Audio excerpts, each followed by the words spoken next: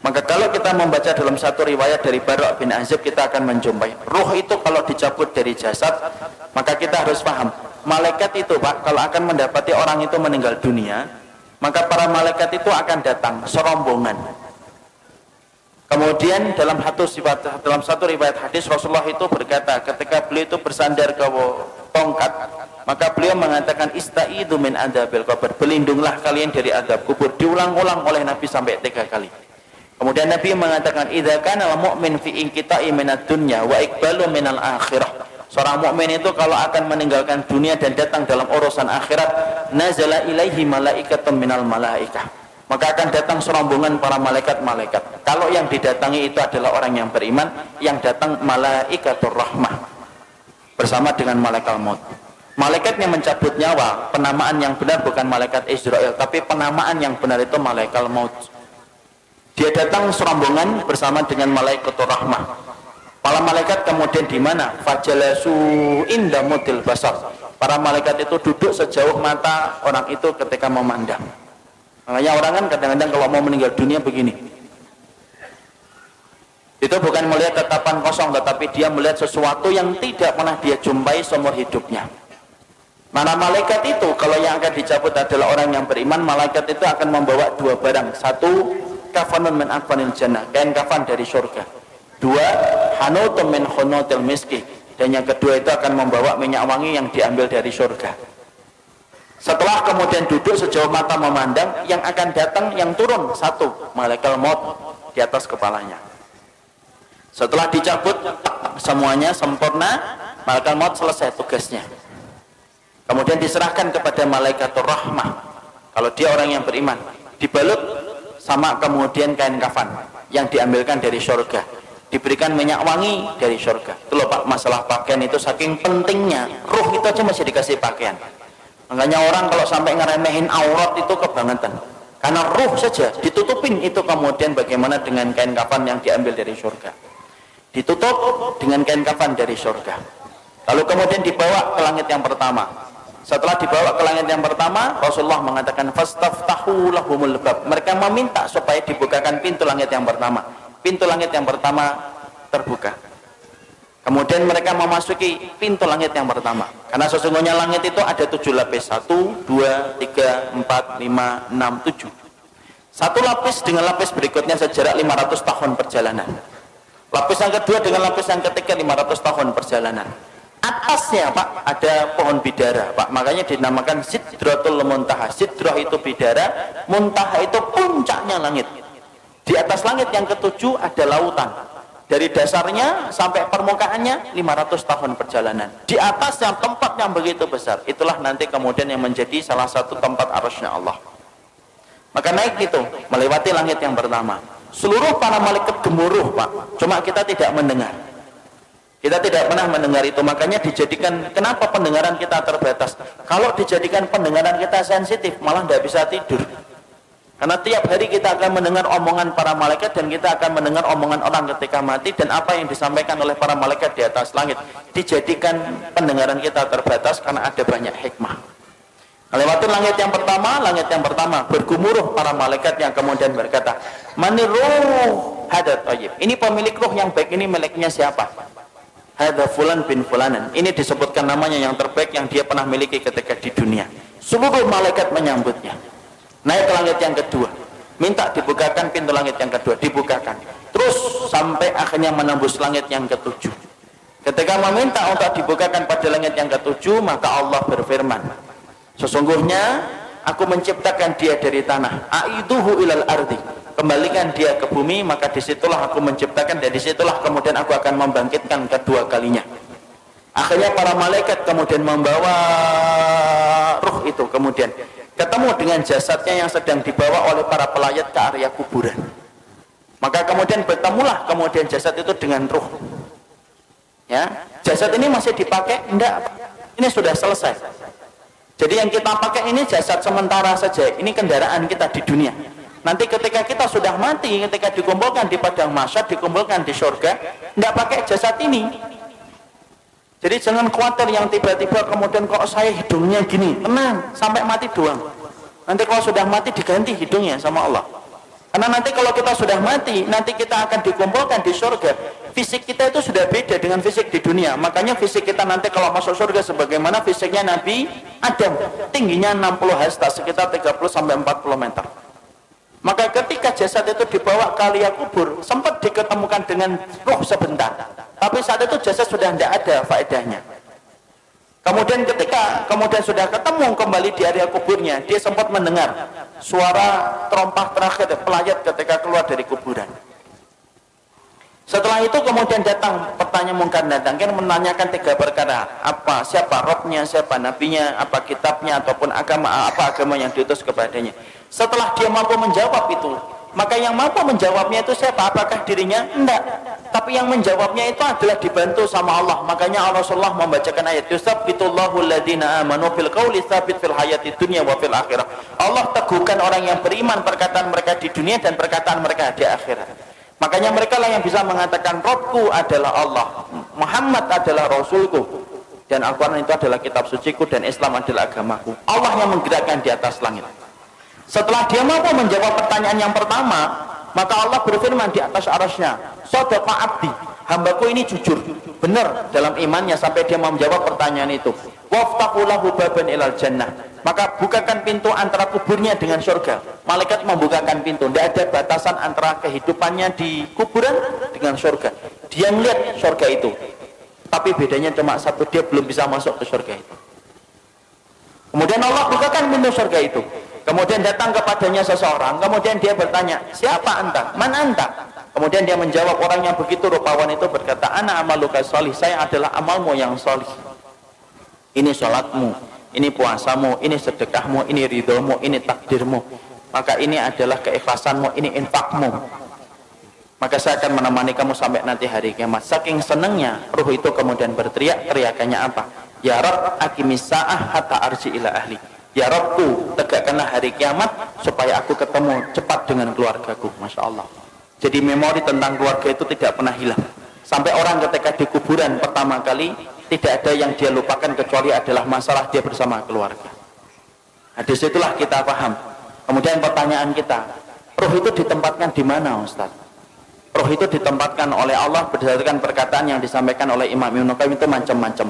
Ada ruh yang ditempatkan di dalam kubur mendapatkan kenikmatan.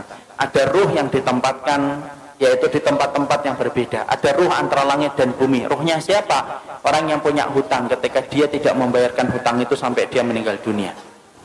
Ada ruh yang kemudian ditempatkan di tanur. Tanur itu tempat kayak periuk, masuknya kecil, keluarnya besar. Dalamnya itu ke bawahnya besar. Untuk siapa tanur itu? Tempat bagi ruh mereka yang dulunya ketika di dunia berzina dan tidak bertobat sampai mati, dibakar oleh Allah selamanya sampai nanti hari kiamat itu datang. Dan mereka berusaha keluar tetapi tidak bisa keluar. Imam Ibnu Qayyim menjelaskan itu tempat bagi para pezina yang tidak bertobat sampai dia mati. Ada kemudian ruh yang ditempatkan di sungai darah. Setiap waktu kemudian dia melipir ke pinggir, kemudian dilempari batu, kemudian dia melipir lagi, dilempari batu. Siapa itu? Pemakan riba yang tidak meninggalkan ribanya. Disitulah kita mendapati ruh itu akan ditempatkan oleh Allah berdasarkan amal-amal yang mereka lakukan. Ada enggak ruh bergentayangan? Tidak ada bergentayangan. Kayak kurang kerjaan aja bergentayangan. Karena sesungguhnya ruh itu miliknya Allah dan Allah yang menggenggamnya.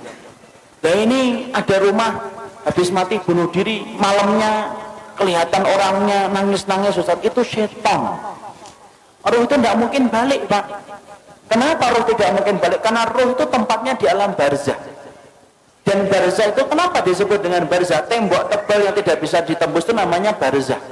Nah kalau ruh itu masih bisa seliweran dalam kehidupan dunia, penamaan barzah itu batal demi hukum. Karena kemudian masih bisa ditembus, makanya tidak bisa balik.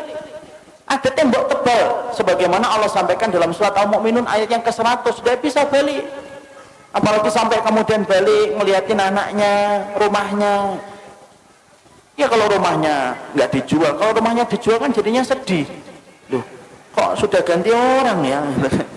Karena nggak ada yang bisa balik, Pak.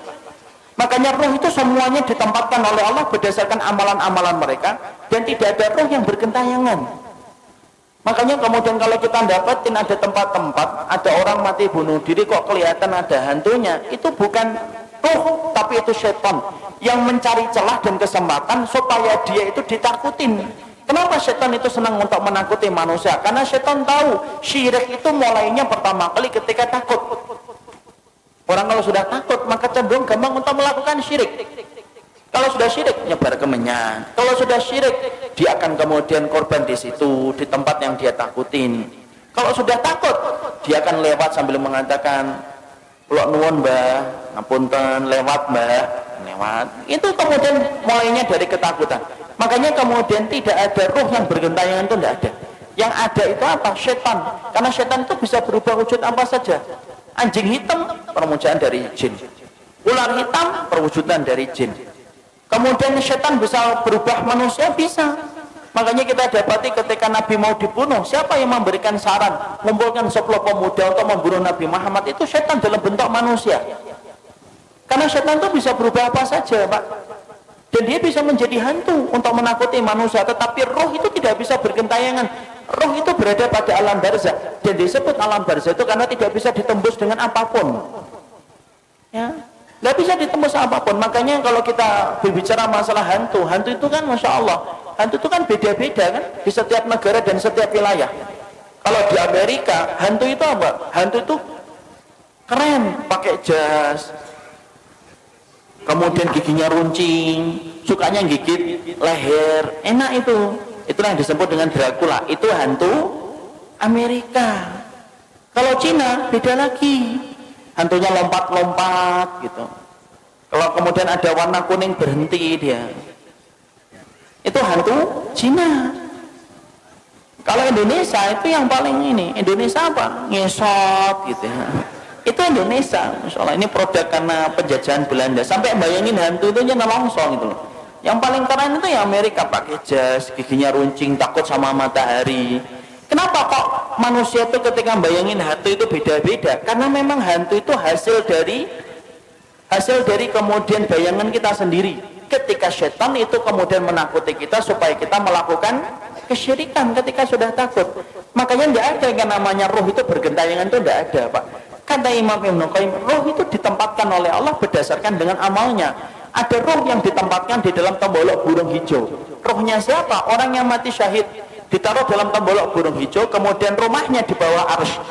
Arsy-nya Allah, mereka tinggal bergantung itu. Kemudian mereka masuk surga di waktu pagi, kemudian pulangnya di waktu sore. Tidurnya di bawah arsy-nya Allah. Ada orang solih ditempatkan di dalam tembolok burung tapi bukan hijau.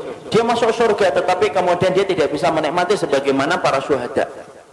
Ada roh yang ditempatkan ila rafiqil a'la. Makanya Nabi ditanya, ya Rasulullah, oleh Aisyah, ya Rasulullah, apakah engkau akan meninggalkan kami? Kemudian Nabi menjawab, ila rafiqil a'la, menuju kepada tempat kumpulan teman-temanku yang solih. Itu menunjukkan apa? Roh itu ada tempatnya sendiri. Makanya kalau kita bertanya, apakah roh itu bisa ketemu dengan roh-roh orang lain? Imam Ibnu Katsir menjawab, iya, roh itu bisa bertemu, Pak, selama mereka sama-sama mendapatkan kenikmatan. Tapi bertemunya mereka tidak ada kaitannya dengan kehidupan di dunia. Makanya kemudian Imam Ibnu Katsir itu mengatakan, innal arwah muqassamatun ila qismain. Roh itu terbagi menjadi dua. Ada roh yang mendapatkan kenikmatan, ada roh yang mendapatkan azab. Roh yang mendapatkan kenikmatan, mereka kumpul. Sebagaimana Nabi mengatakan, ila rafiqil a'la. Beliau ingin ketemu dengan rohnya Nabi Musa, rohnya Nabi Ibrahim, rohnya Nabi Nuh, rohnya Nabi Adam. Itu yang dipilih oleh Nabi ketika beliau sebelum meninggalnya dan wafatnya. Beliau mengatakan apa? Ila rafiqil a'la. Makanya Nabi detik-detik ketika sebelum meninggal, beliau melihat ke langit, kemudian beliau mengatakan ila rafiqil a'la, tangan beliau jatuh, kemudian kepala beliau bergeser. Akhirnya beliau meninggal dunia. Berarti roh itu kumpul enggak dengan roh yang lainnya? Roh itu kumpul dengan yang lainnya selama mereka sama-sama beriman. Kecuali roh yang mendapatkan adab. Innal arwah mu'adzabah la tatakian. Sesungguhnya kalau roh yang mendapatkan adab, mereka tidak ketemu. Tapi roh yang kemudian mendapatkan kenikmatan, mereka saling ketemu. Mereka saling ketemu dan mereka saling bertanya. Makanya Imam Ibnu Katsir sampai berkata, roh itu kalau kemudian ada yang meninggal, kemudian roh ini orang yang beriman ketemu dengan saudara-saudara mereka yang sebelumnya sudah meninggal, mereka saling bertanya, gimana kabar keluargaku, Apa yang terjadi? Itu anakku sudah punya anak ataukah belum? Dia akan nanya kepada roh yang baru balik ketika sama-sama mendapatkan kenikmatan. Jadi contoh paling kasusnya Pak, ini saya kaji cukup panjang bersama dengan riwayat-riwayat yang saya peroleh dari Imam dalam riwayatnya Imam Qurtubi. Saya ini misalkan dalam rumah saya, ibu saya meninggal 4 tahun yang lalu. Ibu saya meninggal 4 tahun yang lalu. Kemudian ada itu keponakan beliau itu meninggal 2 bulan yang lalu. Ini kalau sama-sama beriman sebagaimana keyakinan dari Ahlussunnah, Imam Qurtubi, Imam Ibnu Qayyim, itu ibu saya insya Allah kalau beliau mendapatkan kenikmatan di alam kubur akan ketemu dengan keponakannya, sepupunya. Dan ketika mereka ketemu, mereka saling bertanya, gimana kabarnya Fulan? Gimana kabarnya Fulan? Fulan gimana? Bagaimana desa di sana sekarang? Kenapa mereka bertanya tentang keadaan keluarganya dan keadaan kampungnya? Karena mereka sudah terputus kabarnya dari kehidupan di dunia. Makanya inilah yang menjadikan kita akhirnya memahami, ternyata roh itu, dia itu ada yang mendapatkan kenikmatan, dan di antara kenikmatan itu akan dipertemukan dengan roh-roh yang beriman. Sebagaimana kita nanti dalam di urusan akhiratnya di surga, kita akan dipertemukan dengan teman-teman kita yang dulu menemani kita dalam kebaikan ketika berada di surga. Sama, roh pun sama, Pak.